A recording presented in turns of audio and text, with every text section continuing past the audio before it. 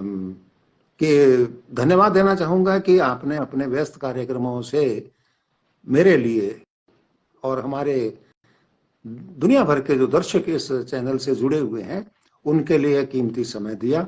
इसके लिए मैं सबसे पहले आपका आभार व्यक्त करना चाहूँगा सभी दर्शकों और श्रोताओं की तरफ से। और अब एक जिज्ञासा है छोटी सी। वो जिज्ञासा ये है कि नाम आपका जैसे ही मैंने सुना जाना अजामिल, तो मेरे को कुछ याद आया कि इस नाम का कोई प्राचीन कालीन हमारी संस्कृति में नाम आया हुआ है और उसकी भी कहानी है। वो स्कूलों में हमारे अध्यापक महोदय कभी कभी सुना दिया करते थे। तो इसके बारे में यहीं से ही आप शुरुआत करें तो बहुत ही अच्छा रहेगा, क्योंकि हमारे दर्शकों को भी ये जिज्ञासा होगी भाई अजामिल नाम है तो इसका कुछ हिस्टोरिकल पहलू तो जरूर होना चाहिए। वो आपके श्रीमुख से। आप सब लोगों का बहुत बहुत धन्यवाद। मुझे बहुत खुशी है कि मैं इस सहज संवाद में शामिल हो रहा हूं। हालांकि इसमें इतनी देर हो चुकी है कि इस सहज संवाद ने मुझे असहज कर दिया था। बीच में मुझे लगा कि शायद ये कार्यक्रम आज नहीं हो पाएगा। मैं फिर सहज होने की कोशिश कर रहा हूं और मुझे लगता है कि मैं आज आपसे जो भी बातें करूंगा वो पूरी सहजता के साथ ही होगा। आपका पहला सवाल आमतौर पर मुझसे अक्सर पूछा जाता है कि आपने अपना नाम अजामिल क्यों रखा। भागवत में अजामिल का जिक्र आता है। अजामिल एक ऋषि, महर्षि कह सकते हैं आप, और ये हमारे राम युग में दशरथ जी के दरबार में थे। तमाम ऋषि मुनि थे तो उसमें अजामिल ही। लेकिन उसके पहले की उनकी कहानी यह है कि वो एक चरित्रहीन व्यक्ति थे जिन्होंने अपने जीवन में सारे को कर्म किए। तो मैं जानता था कि ये नाम जल्दी कोई रखेगा नहीं, अपने बेटे का भी नहीं रखेगा, और मुझे एक ऐसे नाम की तलाश थी जो कॉमन ना हो। इस बीच में कवि धूमिल बहुत चर्चा में आए। मुझे धूमिल का नाम बहुत पसंद आया, छोटा सा नाम उनका। तो मैंने कहा कि मुझे भी एक ऐसे ही छोटा सा नाम मिलना चाहिए। यहाँ पहले मैं बता दूं आपको कि मेरे पिता ने, जो कि अब नहीं है, उन्होंने मेरा नाम बड़ा खूबसूरत नाम रखा था और बड़े मन से रखा था, और वो नाम था आर्य रत्न व्यास जी। बहुत खूबसूरत नाम रखा था। और मेरे छोटे भाई का नाम रखा था वेद रत्न व्यास। तो आर्य रत्न नाम रखने के बाद, आर्य रत्न व्यास होने के बाद, मैं बहुत दिनों तक, यानी आप कह सकते हैं कि अपनी पढ़ाई के दौरान मेरा यही नाम चलता रहा। और बाद में आगे चल करके जब मैं कविता में शामिल हुआ, दाखिल हुआ, कविताएं लिखने लगा, और मेरी इच्छा हुई कि मेरे पास एक छोटा सा नाम होना चाहिए, तो मैंने सूरदास को पढ़ते हुए उनके एक पद से अजामिल का नाम चुना। मैंने अपने गुरुजी से पूछा भी, डॉक्टर जगदीश गुप्त से मैंने पूछा कि सर ये नाम तो बड़ा विवादास्पद है, क्या मुझे ये नाम रखना चाहिए? तो उन्होंने कहा कि एक कवि की अपनी स्वतंत्रता है, और काम बुरे होते हैं, नाम बुरा नहीं होता। वाह, तो बहुत बढ़िया। काम बुरे होते हैं, नाम बुरा नहीं होता। इसके बाद मैंने उनसे ये भी पूछा कि इस नाम में आपको तो कोई आपत्ति नहीं? बोले नहीं, कवि की स्वतंत्रता के आगे मुझे किसी बात में कोई आपत्ति नहीं है, आपका मन करता है आप ये नाम रखें। हालांकि उन्होंने ये भी कहा कि मुझे आपका मूल नाम ज्यादा पसंद है। जी जी। मैंने अपना नाम अजामिल रख लिया, और गुरुओं की कृपा रही, माता पिता की कृपा रही। पापा थोड़ा सा नाराज भी हुए कि बेटा अच्छे अच्छे नाम है तुम्हारे, तुमने क्यों ये नाम रख लिया। बहरहाल पापा की बात मैंने अपनी कविता में नहीं मानी। वैसे तो मैं उनका आर्यरत्न नहीं रहा जिंदगी भर। उन्होंने मुझे ये नाम रखने की स्वीकृति दी जी। और धीरे धीरे मैं बहुत विनम्रता से कहूंगा कि मेरे नाम का ये सिक्का उस जमाने में थोड़ा सा चल निकला, थोड़ा सा, बड़ी विनम्रता से ये बात कह रहा हूँ, थोड़ा सा चल निकला और लोग मुझे अजामिल के नाम से जानने लगे। जब इस नाम से वो जानने लगे मुझे, तो कविता में भी चल गया। आज मैं कह सकता हूँ कि मुझे लोग सिर्फ अजामिल और अजामिल के नाम से ही जानते हैं। मेरा मूल नाम बहुत कम लोग जानते हैं, लेकिन जब किताब छपती है, कोई कलेक्शन आता है, तो उसमें मैं दोनों नाम दे देता हूँ। ये मेरे नाम की कहानी है, बहुत छोटी सी। और कभी कभी लोग जो है पूछते हैं कि इसका मतलब क्या है, इस अजामिल का मतलब क्या है, तो मुझे उन्हें बताना पड़ता है कि अजामिल संस्कृत का शब्द है जिसका मतलब होता है अपराजित। जी। हाँ, अपराजित जी। इसका नाम मतलब होता है। मुझे बड़ा इस बात का गर्व था कि अजामिल तो कोई नाम न रखेगा, कि कोई नहीं नाम रखेगा। जी जी। लेकिन एक बार मैं ऐसे ही गूगल पर सर्च कर रहा था अजामिल, तो आप विश्वास कीजिए कि फिलीपींस के अंदर 1000 से ज्यादा अजामिल है। ओके। और फिलीपींस में अजामिल शब्द बड़ा पॉपुलर है, वहां अजामिल की पूजा होती है। जी। हाँ, और बड़ी बड़ी कंपनियों के नाम वहां पर अजामिल है। तो ये मेरा जो गर्व था कि अजामिल कोई नहीं और दूसरा होगा संसार में, ऐसा नहीं। 800 से 1000 के करीब तो अजामिल फिलीपींस में निकल आए। हाँ, ये हो सकता है हमारे भारत में, लेकिन वहां निकल आए। अब जिस भी विश्वास से वो लोग नाम रखते हो, मुझे बहरहाल ये नाम अपना अच्छा लगता है। मेरे मित्रों को भी अब अच्छा लगने लगा, वो भी प्यार से बुलाते हैं। और बस मैं समझता हूँ कि यही मेरे नाम की छोटी सी कहानी है। आज इस कार्यक्रम में आने के बाद मेरे दिमाग में 2-3 चीजें चल रही थी। आपने बात करते समय ही मुझे बहुत सारी बातें बता दी थी कि इसमें संवाद ऐसा होगा जिसमें ना जिज्ञासा होगी ना सवाल होंगे। तो मैंने कहा कि ये कैसा संवाद, जिस संवाद को में किसी की जिज्ञासा शांत नहीं होती, कोई बात आगे नहीं बढ़ती, कोई मुझसे पूछता नहीं, कोई सवाल नहीं करता, तो हम उस संवाद से हमें हासिल क्या हो रहा है। दूसरा, मुझे ये भी लगा कि ये एक बहुत बड़ी सजा है कि किसी आदमी को बैठा दिया जाए और उससे कहा जाए कि तुम अपने बारे में बोलो। जी। ये बहुत बड़ी सजा है। जो लोग ऐसा कर सकते हैं, कर लेते होंगे, मगर मेरे लिए तो ये सजा है कि मैं बैठ करके अपने बारे में आपको बड़ी बड़ी बातें बताऊं, और मुझे ये पता भी ना होगा कि आपको ये जानने की जिज्ञासा है भी कि नहीं। आपने मुझे अजामिल के बारे में पूछा, मैंने सहजता से आपको आपकी जिज्ञासा को शांत किया। तो जी। जिज्ञासा होगी तो उसकी शांति हो सकती है, सवाल होगा जी। तो उसका उत्तर होगा। इसीलिए मैं बहुत पशुपेश में था कि मैं आपके साथ जो है बात कैसे करूंगा, और हमारे संवाद का कोई मतलब नहीं होता। मैं इस बात की भी चिंता नहीं करता कि मेरे इस संवाद को कितने लोग सुन रहे हैं, इसकी भी कोई जी। चिंता की बात नहीं। अगर इसको 5 आदमी 10 आदमी भी सुन रहे हैं और एक आदमी भी सुन रहा है, तो मैं थिएटर का आदमी हूँ।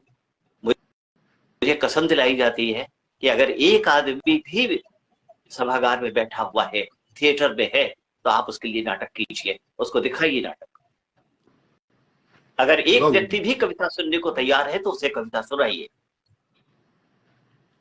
गुण ग्राहक की संख्या नहीं नापी, गुण ग्राहक का गुण आंका जाता है कि इसके अंदर गुण कितने हैं। उसकी अगर हम संख्या आंकने लगेंगे तो वाकई जिन्हें जो आज के परम मूर्ख हैं वो सबसे योग्य साबित होंगे, क्योंकि उनके साथ संख्या बल है। संख्या बल नहीं, गुण कितना है उनके भीतर। इसी बात मेरे दिमाग में ये भी आई कि कोई व्यक्ति अपनी जिंदगी में कैसे मरा ये महत्वपूर्ण नहीं है। मरने का तो एक पल होता है, उसका हिसाब किताब कोई रखता भी नहीं। लोग बहुत संक्षेप में कहानी बताते हैं उसके बारे में, अरे वो लेटे थे, लेटे लेटे उनका सिर लटक गया, वो सवेरे उठ नहीं पाए, है ना, वो गिर गए, मर गए, कार के नीचे आ गए, ट्रक के नीचे आ गए। एक पल लगा सांस को आने और सांस को जाने में। बस आप सोचे तो जिंदगी इतनी ही है, एक सांस आई और एक उसके बाद एक सांस चली गई, जिंदगी इतनी ही है। क्या बात है सर, तो बहुत बढ़िया। असली बात यह है कि कोई आदमी कैसे जिया, ये महत्वपूर्ण है। सारी दुनिया ये जानना चाहती है कि वो व्यक्ति जिया कैसे, वो कैसे मरा, इसमें कुछ कोई जिज्ञासा नहीं है। जिज्ञासा इसमें है कि वो जिंदगी में जिया कैसे, उसका संघर्ष क्या था और उसने अपने संघर्ष को कैसे अर्थ दिया।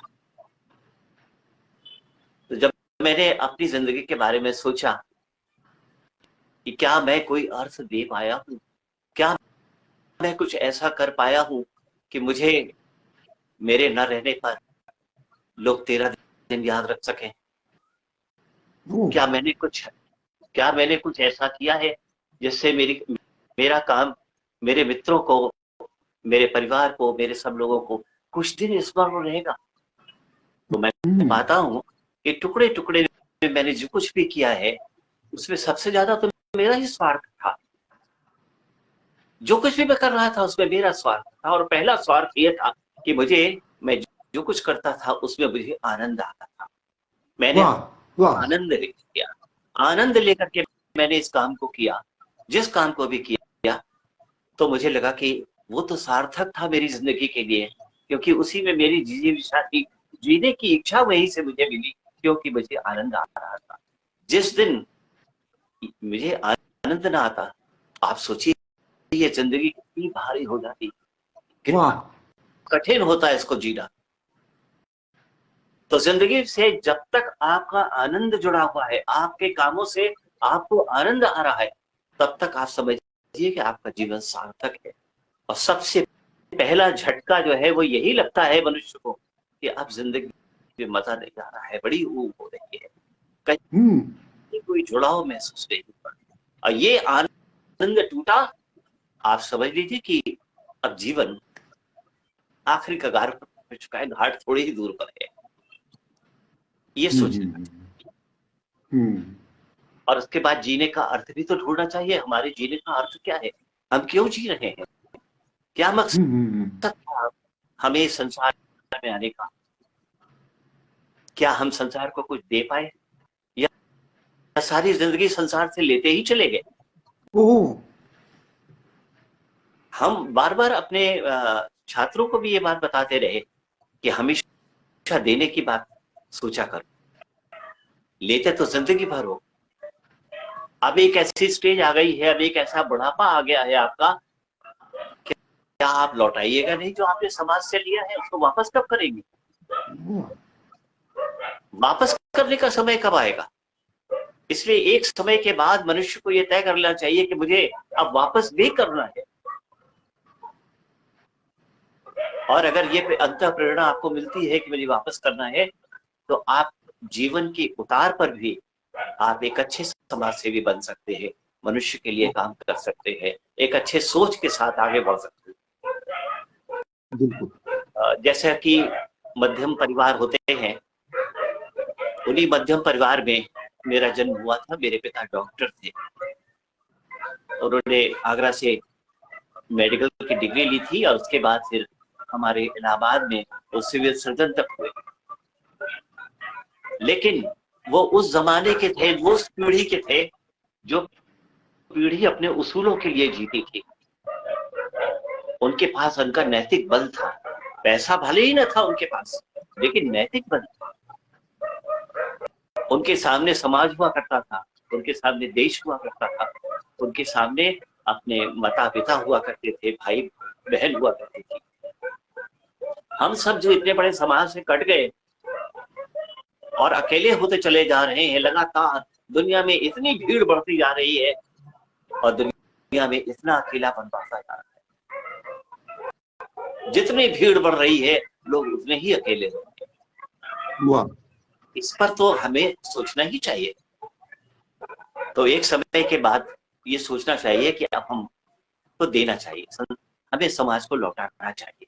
वो किसी भी रूप में परिश्रम करके, चाहे जैसे अपनी बातों से, कविताएं लिख के, कहानी लिख करके, थिएटर से, या कविताओं से, पेंटिंग से, जैसे भी आपकी इच्छा हो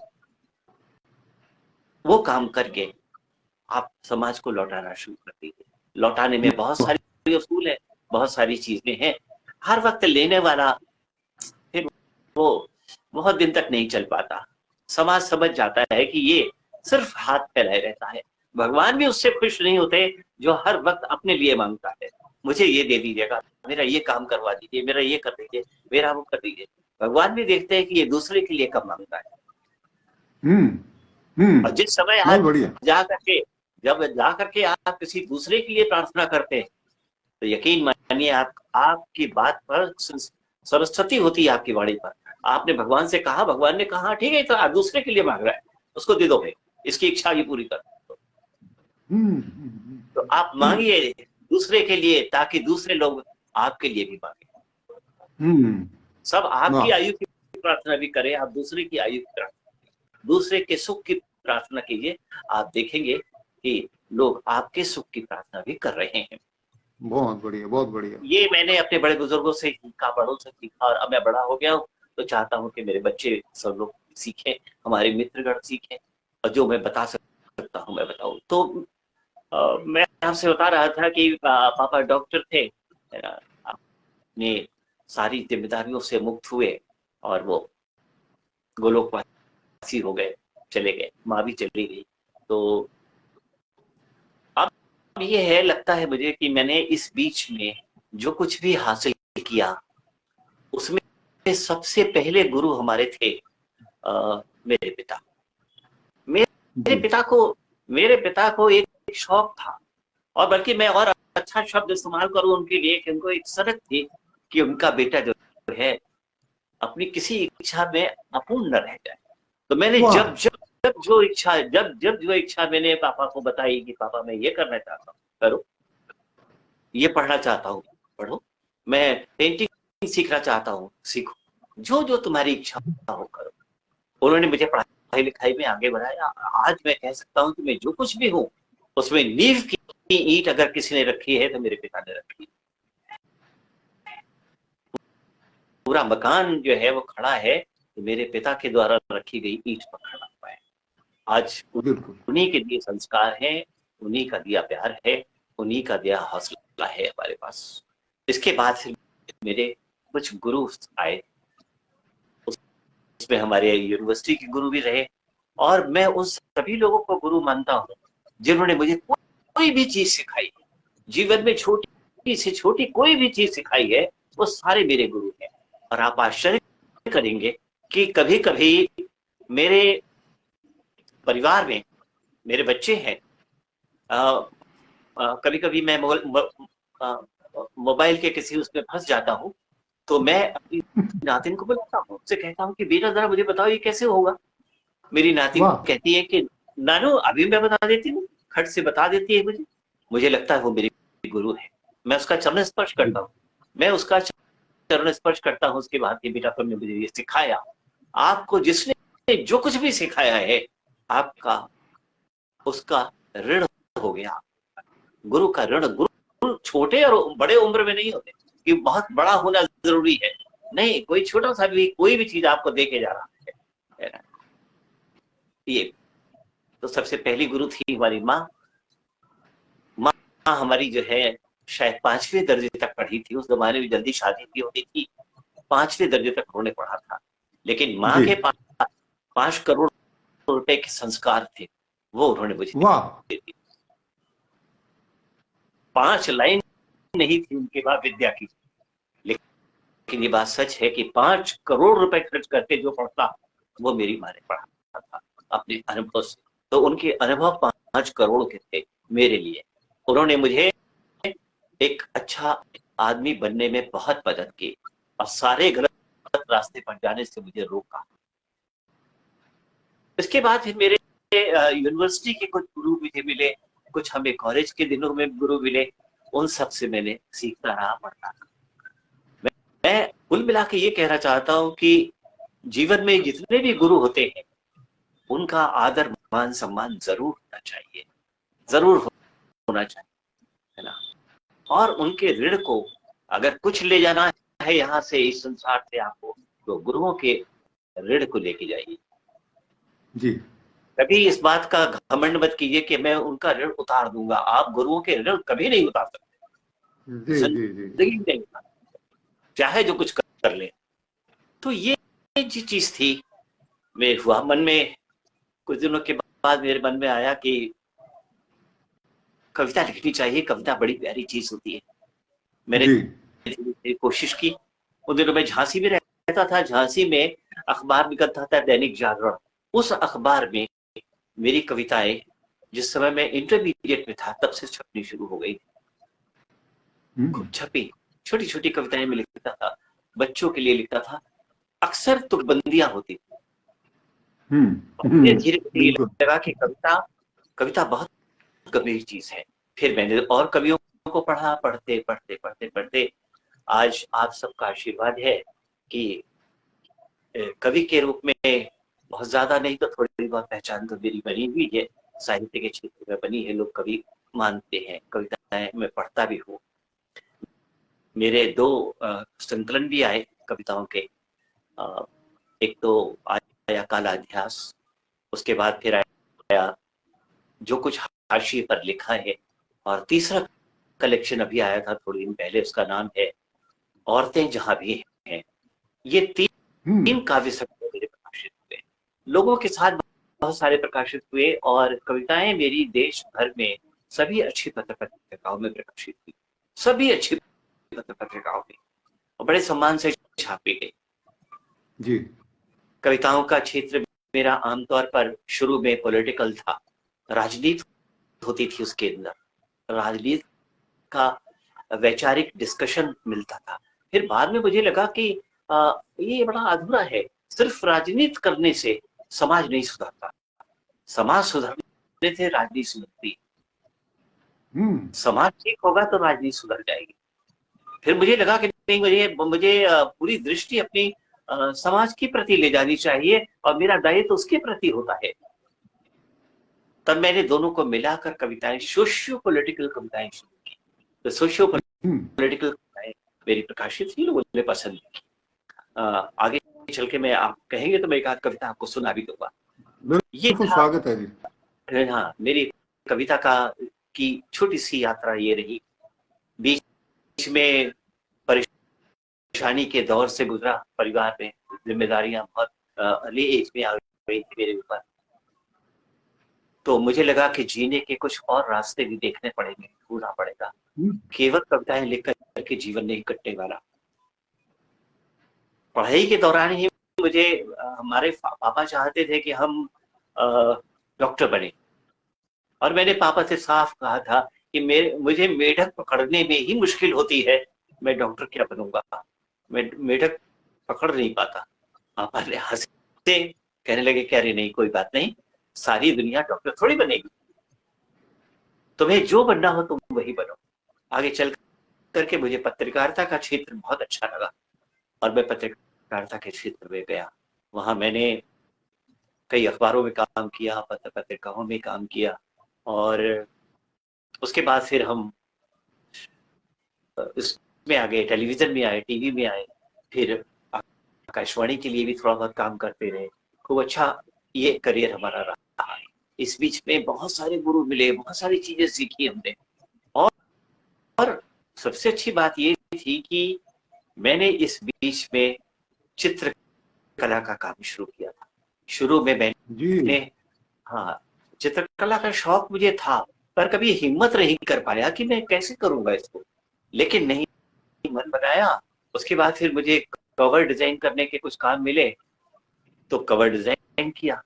उस जमाने में एक कवर डिजाइन करने का 25-30 रुपया मिल जाता था, 25 रुपया मिल जाता था, इससे ज्यादा नहीं मिलता था। आज तो 2500, 3000, 4000 रुपए एक कवर डिजाइन करने का। उस समय 25 रुपए मिलते थे मुझे। लेकिन वो 25 रुपए भी मुझे बहुत लगा। हमारा पूरा पूरा महीना उसमें कट जाता था।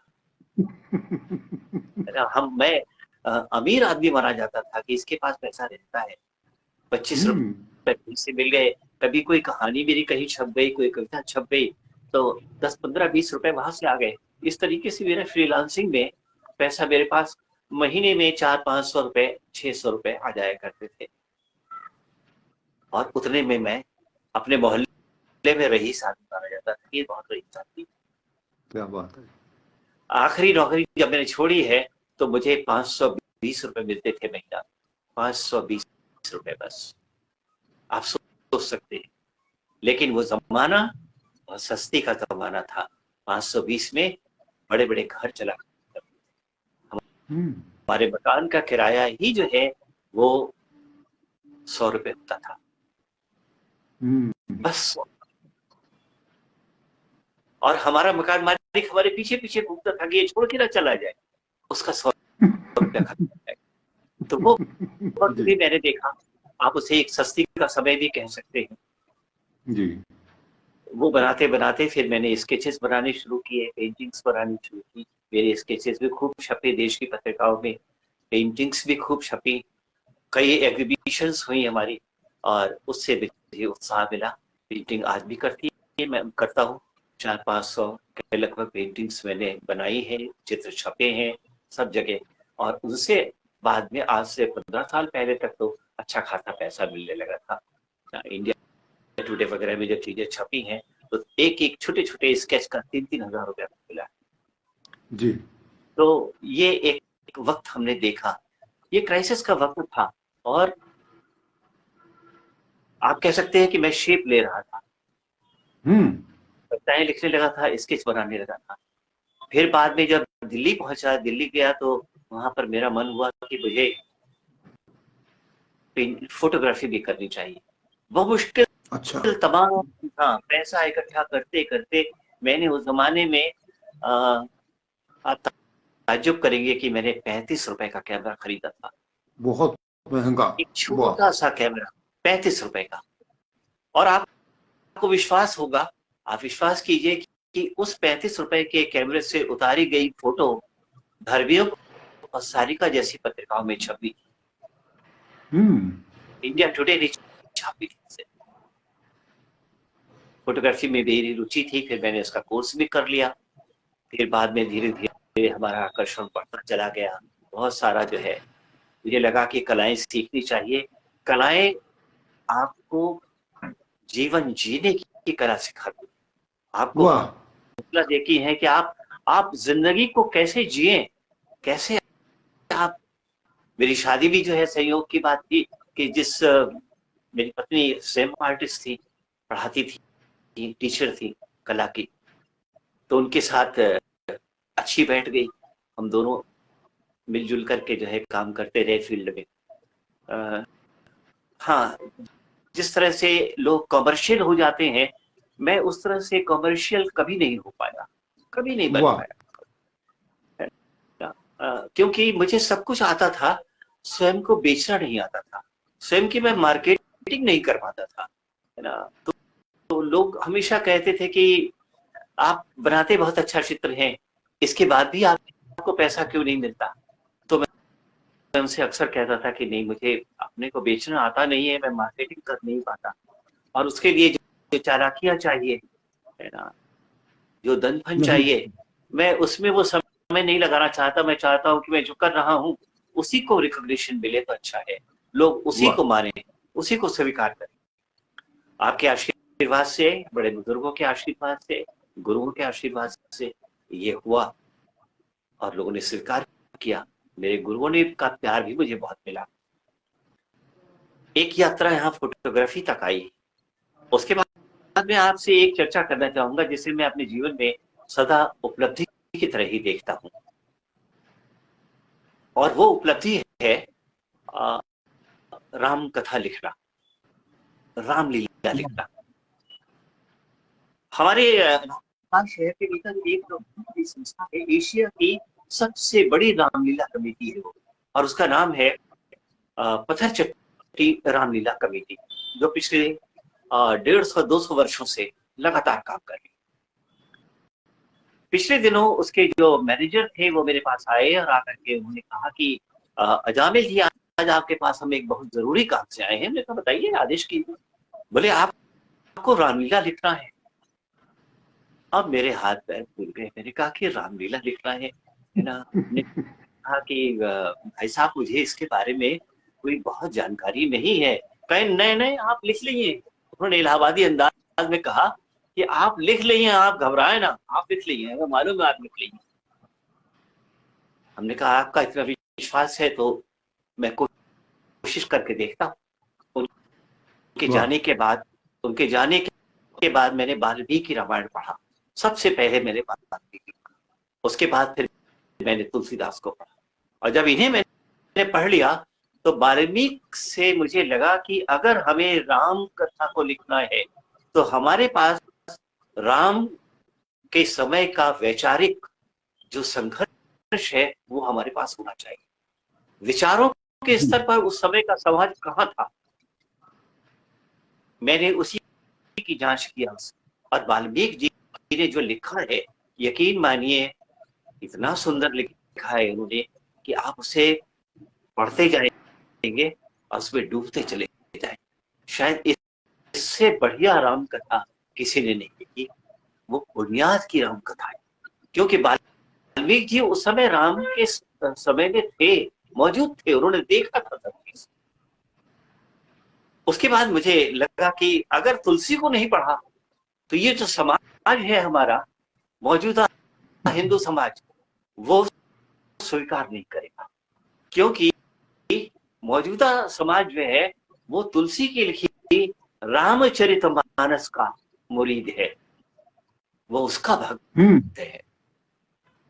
तो तुलसी को लिए बिना नहीं लिखी जाती। फिलहाल मैंने एक हफ्ते में उसको पढ़ा। दोनों को पढ़ने के बाद मैंने रामलीला का पहला प्रसंग लिख करके उनको दिया। उन्होंने कहा कि आप पढ़ के सुनाएं हमें। हमने कहा ठीक है, मैं सुनाता हूँ आपको। उनकी एक पूरी टीम बैठी वहां पर, 8-10 लोगों की, और मैंने वहां पर उसका पहला एपिसोड पढ़ करके उनको सुनाया। जिसको पढ़ करके जब मैं पढ़ा मैंने, तो उनको बहुत आनंद आया उसमें। तो उन्होंने कहा कि हमने उनसे पूछा कि क्या आपका अब क्या आदेश है, मैं इसे आगे लिखूं या इसे अब यही छोड़ दूं? बोले नहीं, आप छोड़ काहे देंगे इसको, अब तो ये आप पूरा लिखेंगे रावण के मृत्यु तक, पूरा लिखिए। तो हमने कहा आप कितना समय देंगे हमको? कहीं ज्यादा नहीं, बस 15 दिन में खत्म कर दो। 15 दिन में आप खत्म। इतना आनंद आया है मुझे उस रामलीला को लिखते हुए। मैं रोता जाता था, उसमें भीगता जाता था, और मैं उसे लिखता जाता था। राम कथा ऐसी है ही कि हजारों वर्ष हो गए, हजार वर्ष हो गए,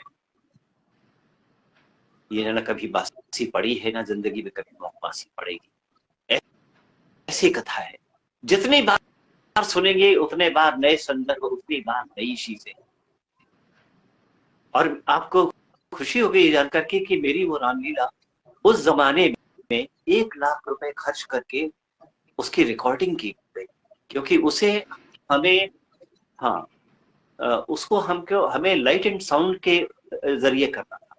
और मैंने उन्हें जो टेक्निक बताई थी वो जर्मन की टेक्निक थी कि एक बहुत बड़े मंच के ऊपर इमेजेस जो है मंच पर उभर करके सामने आएंगी, अपना एक्ट पूरा करेंगे और वहीं डिजॉल्व हो जाएंगे। उसके बाद उसका अगला प्रसंग जो है वो दूसरी जगह पर वो पात्र आएंगे और वहीं डिजॉल्व हो जाएंगे। यानी बहुत बड़ा मंच था, उस मंच पर पूरी प्रसंग होना था।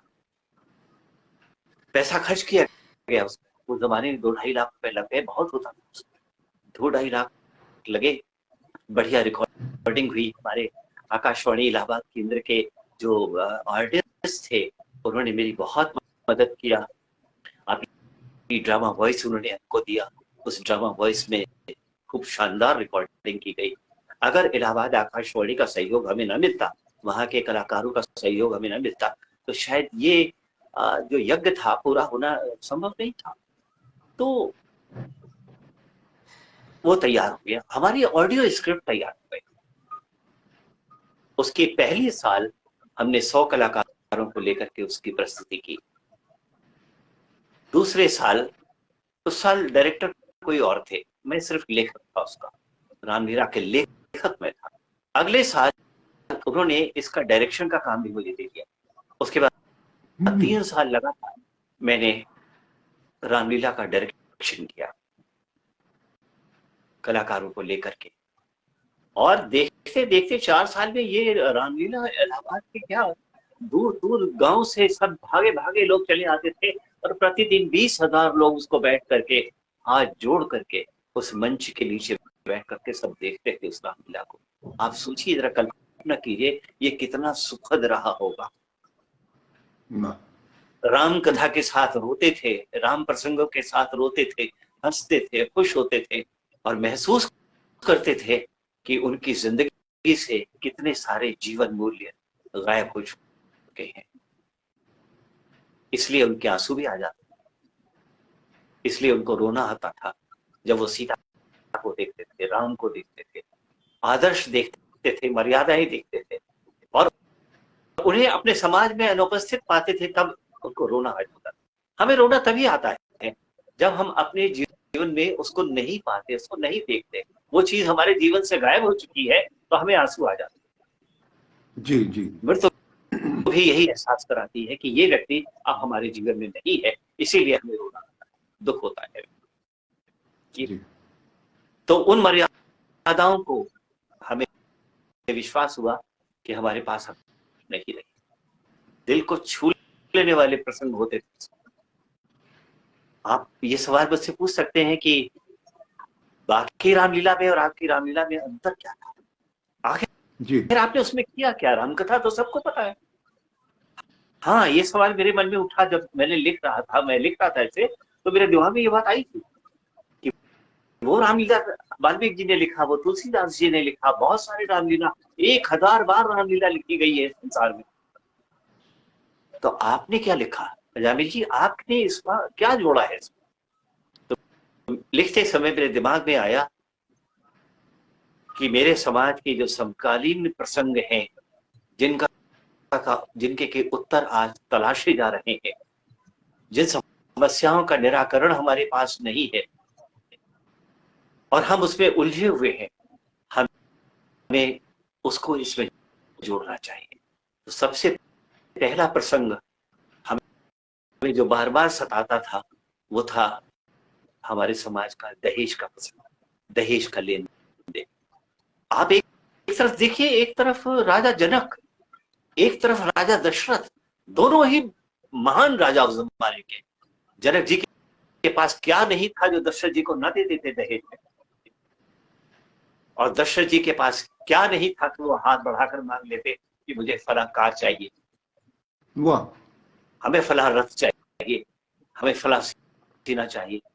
दशरथ जी के पास सब कुछ था, भगवान का दिया, प्रभु का दिया, और जनक जी के पास सब कुछ था। तो वहां एक प्रसंग आता है, मैं आपको उसको बताऊंगा, आपको अच्छा लगेगा सुनकर। जी, स्वागत है। जब शादी हो जाती है राम की,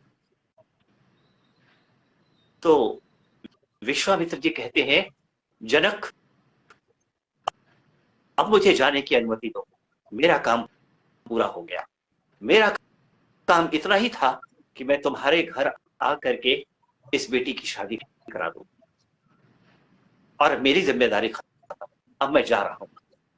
तो जनक जी ने उनसे कहा कि नहीं महाराज, अभी मत जाइए, जाते जाते हमें उपदेश तो कर दीजिए कि हमें क्या करना चाहिए। मेरी बेटी उनके घर में जा रही है और वो राजा हैं,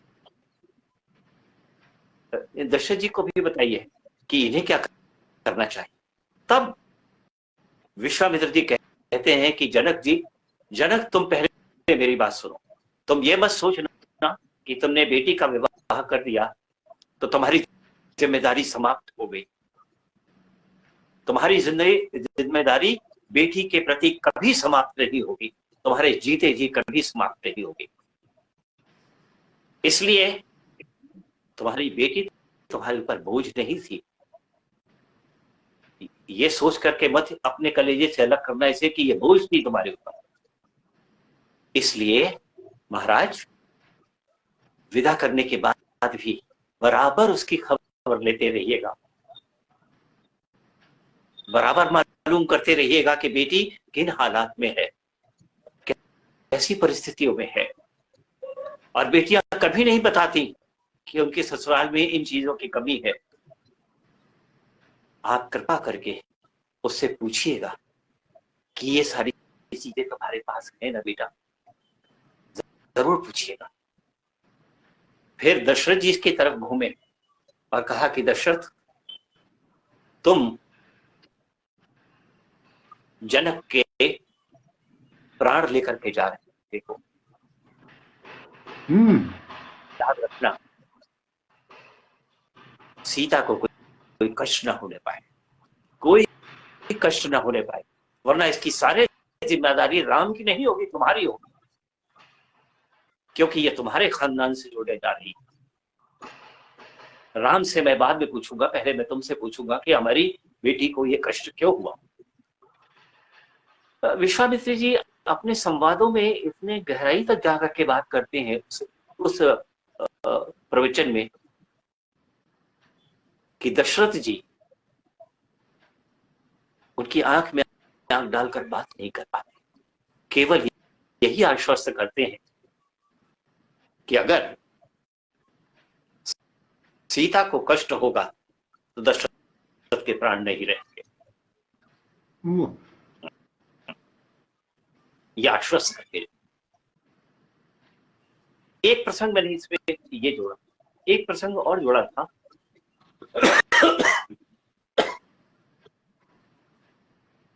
विश्वामित्र जी अपने सारे शस्त्र राम को बुलाते हैं और कहते हैं कि ये सारे शस्त्र मैं तुम्हें देना चाहता हूं। तो राम हाथ जोड़कर खड़े हो जाते हैं कि नहीं प्रभु, ऐसा मत कीजिए, है ना, मैं इन शस्त्रों के बारे में कुछ नहीं जानता, ये बहुत बड़े बड़े शस्त्र हैं, इनसे संसार को इधर उधर किया जा सकता है, सारा विश्व दहल सकता है इनसे। बोले नहीं, मैंने बहुत विचार किया इन्हें किसे देना चाहिए, और अंततः मुझे तुम्हारा ही नाम बार बार मेरे ध्यान कि ये शस्त्र तुम्हें देना चाहिए। तो उन्होंने कहा कि आपने ऐसा क्यों सोचा।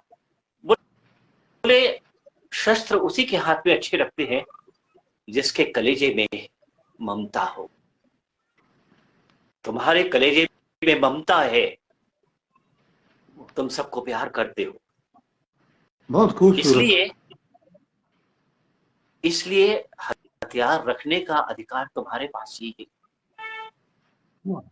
तुम्हें क्रोध नहीं आता, जिसको क्रोध नहीं आता उसे हथियार रखना चाहिए, जिसे क्रोध आता है उसे हथियार लेकर नहीं चलना चाहिए। इसलिए तुम ऐसा कभी मत करना। और उन्होंने अपने सारे शस्त्र उनको दे। इसके माध्यम से भी संदेश दिया जाता था कि पूरी दुनिया के अंदर जो शस्त्रों को इकट्ठा करने की होड़ लगी हुई है कि क्या कौन सा देश कितने शस्त्र अपने पास रख सकता है, कितने परमाणु बम रख सकता है, उसी देश को ये परमाणु बम रखने का हक है जहां के लोग दया और ममता से भरे हुए हो, जहां की सत्ता दया और ममता को पहचानती, अपनी प्रजा के लिए जीने मरने वाली हो, बस वही लोग रख सकते हैं। एक प्रसंग मैंने ये डाला था। बहुत बढ़िया, खूबसूरत। एक प्रसंग छोटा सा और है। वशिष्ठ जी जो है आग्रह करते हैं लक्ष्मण से, लक्ष्मण मेरे पानी लाओ। लक्ष्मण जी जाते हैं, जल लेकर के आते हैं, तो थोड़ा सा जल वो पीते हैं। उसके बाद वो जल को पीछे घूम करके फेंकने लगते हैं। तो वशिष्ठ जी कहते हैं अरे रुक जाओ, ये मत करो, उससे जाओ उसके वृक्ष के नीचे डाल दो, उस वृक्ष के नीचे डालो उसे। वृक्ष बहुत जल बहुत कीमती है, एक एक बूंद इसकी बचानी चाहिए, और जल है पृथ्वी पर इसीलिए जीवन है। जिस दिन ये जल हम बर्बाद करने लगेंगे, उस दिन हम सारा जीवन इस पृथ्वी पर है उसको हम नष्ट कर देंगे। एक संदेश हमने ये दिया था इसके माध्यम से, इस प्रसंग बहुत के बढ़िया। माध्यम से। ऐसे ऐसे छोटे छोटे हमने बहुत सारे प्रसंग उसके अंदर जोड़े, जिन्हें लोगों ने बहुत पसंद किया। लोगों ने कहा कि इसको आपने आज का वो बना दिया। हमने कहा, मुझे भी लगा कि प्रभु जब अपने मुंह से ये बातें कहेंगे तो निश्चित रूप से हमारी जो जनता भक्त है भगवान की, उनके ऊपर असर पड़ेगा, उनके दिमाग में कुछ चीजें आएंगी। भाइयों के प्रेम के बारे में भी मैंने एक जगह चर्चा किया कि भाई भाई भाई और मित्र, इन सब के साथ कैसा आपका संपर्क होना चाहिए, ये लोग क्या होते हैं, माता पिता क्या होते हैं, इस सब का जिक्र मैंने उसमें किया है। तुलसी से जरा सा हट करके मैंने बातचीत की है इस संदर्भ में। बहुत बढ़िया। रामलीला आपकी कृपा से और स्वयं प्रभु राम की कृपा से मैं राम जी को इसलिए कह रहा हूँ कि मुझे जितनी बार रामलीला मैंने किया, उतनी बार मुझे लगा कि मैंने नहीं किया, ये मैंने नहीं किया। राम प्रभु स्वयं आके करते हैं इस काम को, वो खुद करते हैं। अपनी लीलाएं इस संसार में भी उन्होंने खुद की है।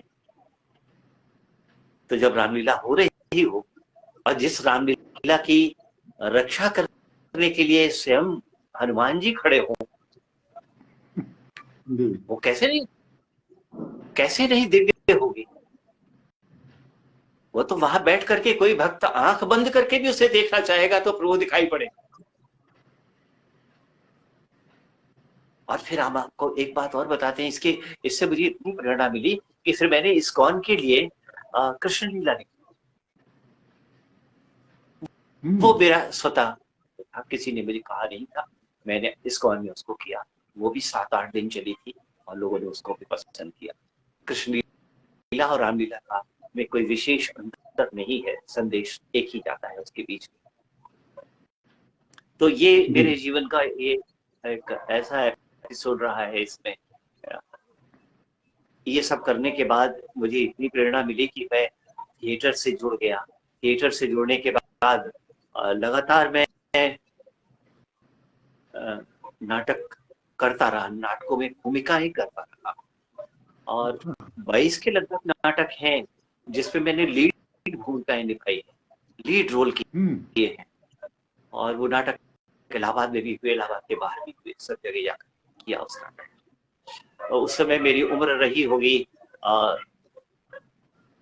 30-35 के आसपास। अच्छे से चल रहा था।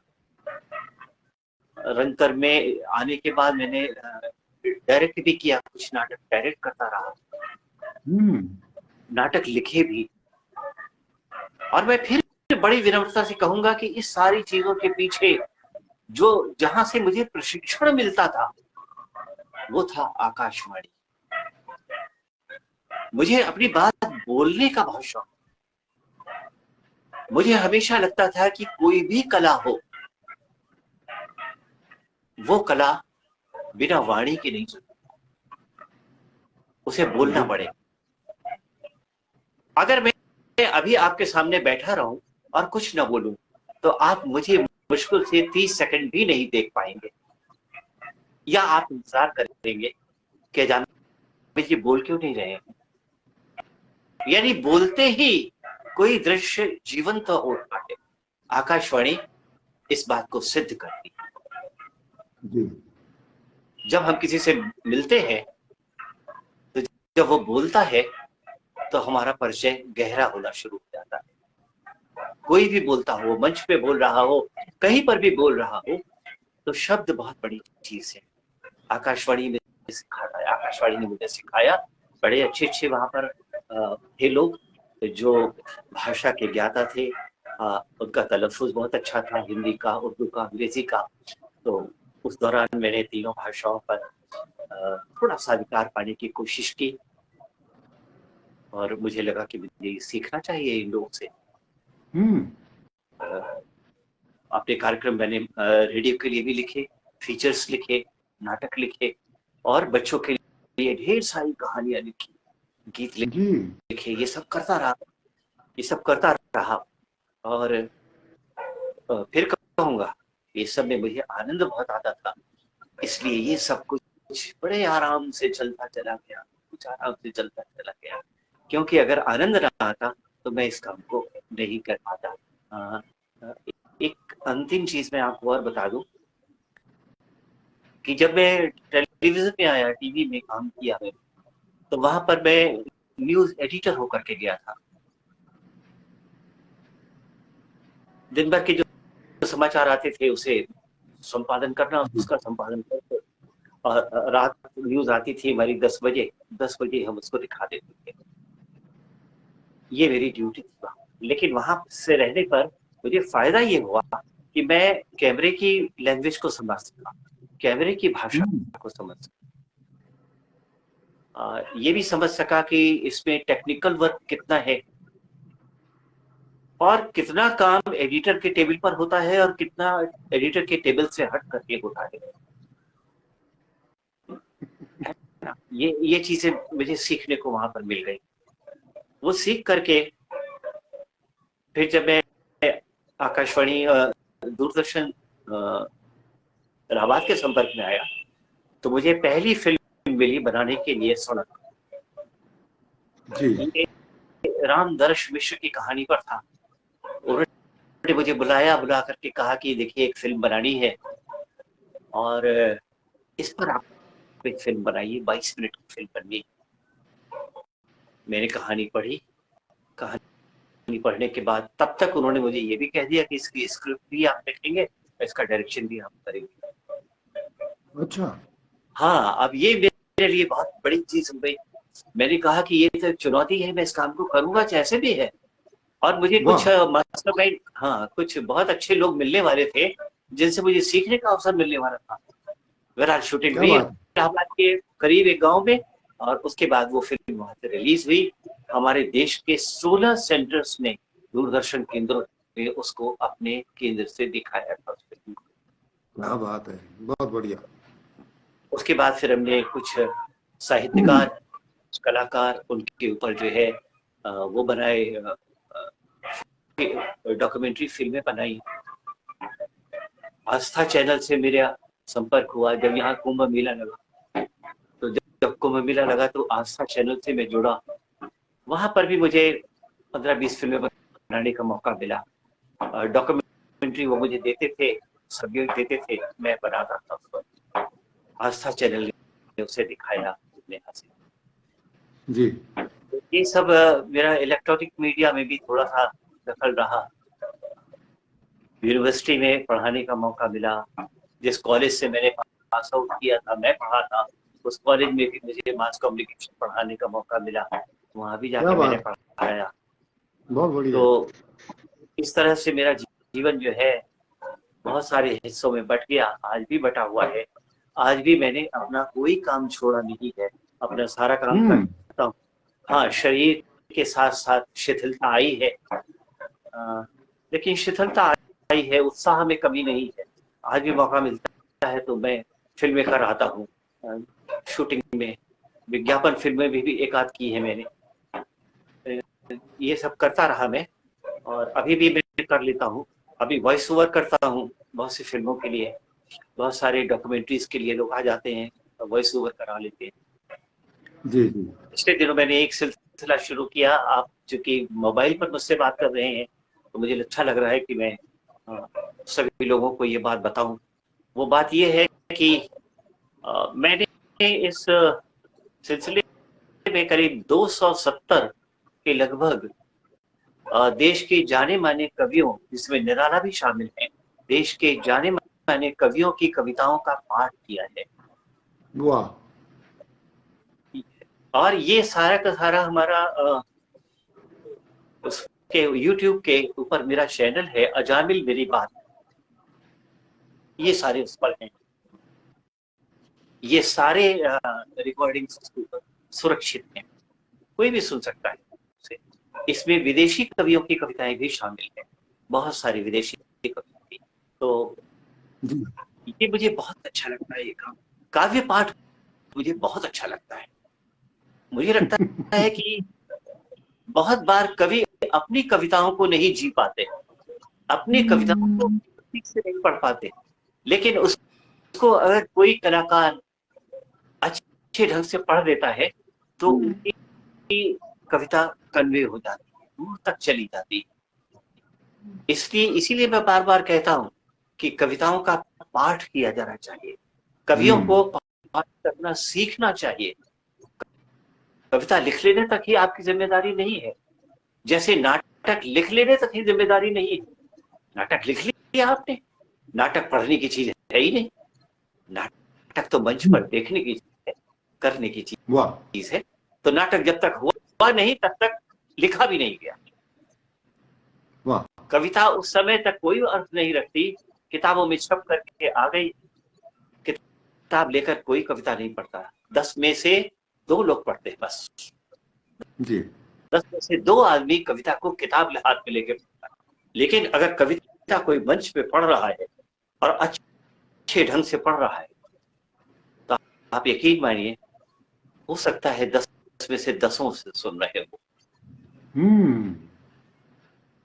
आप तो स्वयं रेडियो से जुड़े रहे और रेडियो में जो भाषा की ताकत है वो तभी बोलती है जब आप उसका उच्चारण करते हैं, उसे लोगों को बताते हैं, उसे सुनाते हैं।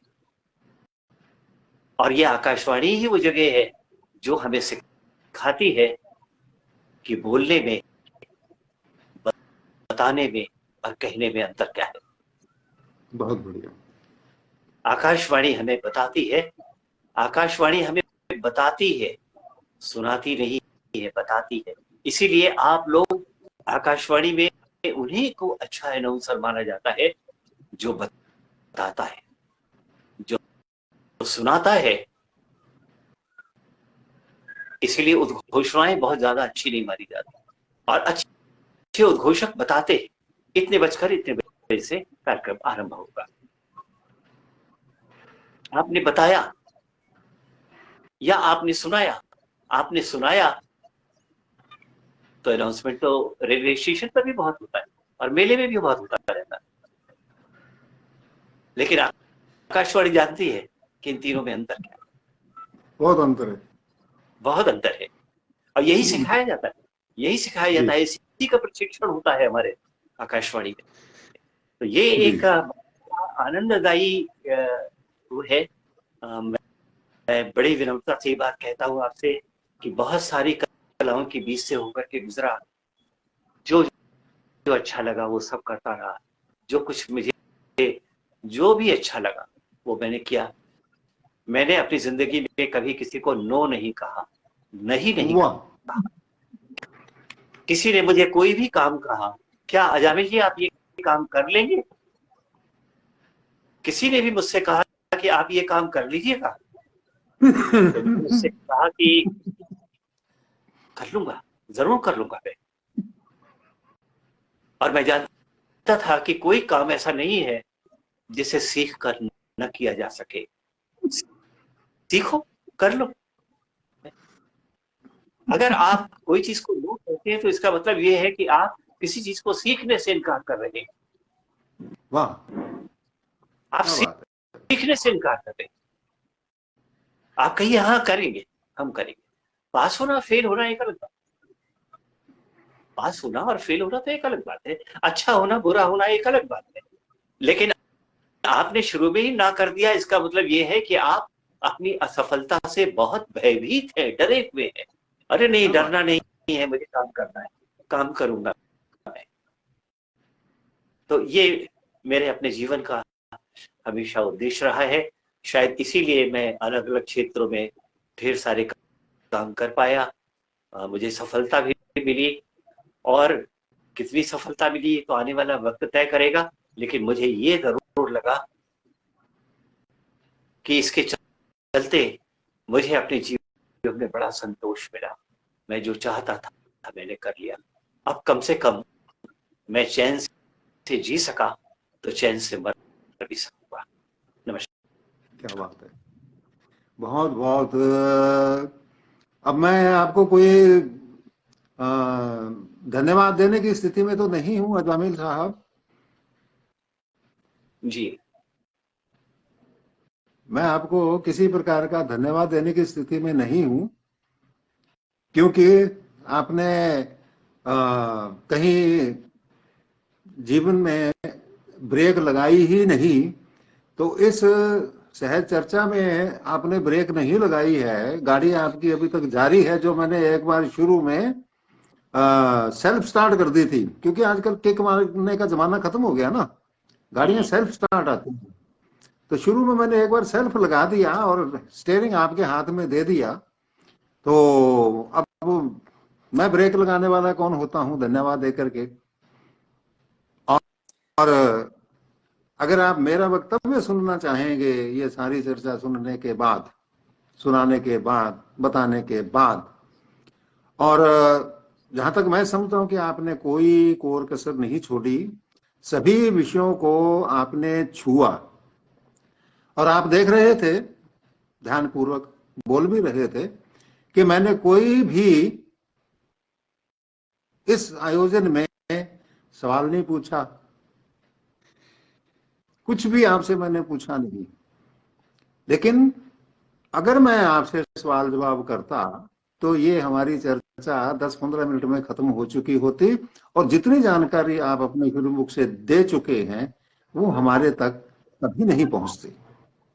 सैकड़ों आपसे इंटरव्यू लेके चले गए होंगे, लेकिन शायद आपको भी ये महसूस हो रहा होगा कि आज जितने आप अपने आप को हल्का महसूस कर रहे हैं, शायद हजारों इंटरव्यू देने के बाद भी आपने अपने आप को इतना हल्का महसूस नहीं किया होगा, क्योंकि फिर कहीं ना कहीं अपने दिल के अंदर बहुत सारी बातें रह जाती हैं जो आज आपने हमारे दर्शकों के सामने शेयर की हैं। और मैं अपना विचार में ये रखना चाहता हूं कि अब तक जो कुछ आपने बोला है, जो कुछ आपने बताया है, इधर उधर जो कुछ भी बताया है, मैं क्यों चुपचाप सुनता रहा, ये आपके मन में थोड़ी जिज्ञासा हो रही होगी कि मैंने बिना सवाल किए आपको चुपचाप सुनता रहा क्यों। क्योंकि जो कुछ भी आप बोल रहे थे मेरे को ये लग रहा था अजामिल साहब नहीं बोल रहे हैं, जोगा सिंह बोल रहा है। क्यों? क्योंकि जो कुछ भी आपने बोला अक्षरश मेरी जीवनी को ही आप बताए जा रहे हैं। जैसे बिल्कुल जो शब्द आपने बोले हैं, जो आपने ये मानदंड तय किए अपने जीवन के, वो हूबहू मेरे जीवन से मिलते हैं, मेरे विचार से मिलते हैं, मेरे काम करने के तरीके से मिलते हैं। इसलिए मैं बीच में क्या बोल लूं मेरे को तो ये लग रहा है कि मैं ही बोल रहा हूं, तो बोलने दो। तो इस चर्चा में मेरे को बड़ा आनंद आया, और जो जो आपके जीवन में ये पड़ाव आए हैं, हूबहू जो के त्यों वही विचार मेरे रहे हैं। और अभी शायद